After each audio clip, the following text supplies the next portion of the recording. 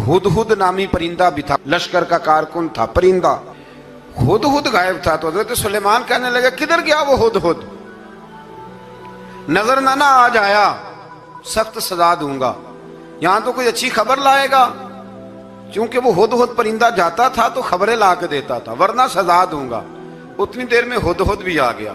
तो ये परिंदे जो कारकुन होते हैं बड़े सियाने होते हैं, कभी बंदा नाराज हो तो सही खबरें ले आते हैं। तो सही खबर लेके आ गया, आते ही आके बैठा तो उसने हजरत सुलेमान अलैहिस्सलाम ने कहा कहाँ थे? अर्ज करने लगा हुजूर मैं मुल्क सबा गया था, वहां एक औरत हुक्मरानी करती है, उसका नाम बिल्कीस है, बहुत बड़े तख्त पे बैठती है, 80 गज उसका तख्त लंबा है, 40 गज चौड़ा है और शायद 80 मान के 80 टन उसका वजन है।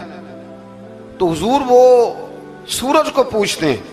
हजरत सुलेमान ने फौरन खत लिखा, फरमाया जाके उसे मेरा खत दे दो कि यहाँ तो कलमा पढ़ के हमारी फर्मा बरदार बन जाए, वरना तैयार हो जाए, जो अल्लाह के गैर को पूछते हैं हम उनके खिलाफ जंग करेंगे।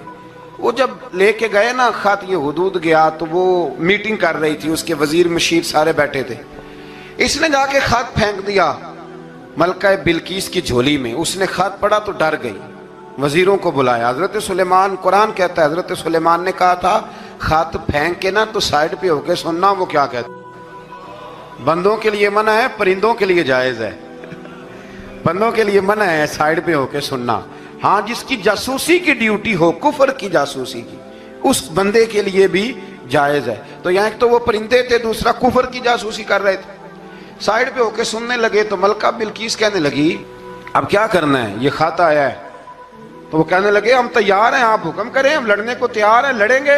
वो कहने लगी नहीं, तेजी ना दिखाओ, कुरान मजीद कहता है कि वो कहने लगी जब लड़ाइयाँ होती हैं तो शहर तबाह होते हैं, मुल्क खंडर बन जाते हैं, लड़ाई मसले का हल नहीं है। उन्होंने कहा कि मैं नबी हूं, तो एक दफा आजमा लेते हैं कि नबी हैं कि नहीं, माज़अल्लाह आजमा लेते हैं। कहा कैसे? कहने लगी तोहफे तो आए भेजते हैं, अगर माल पर दिल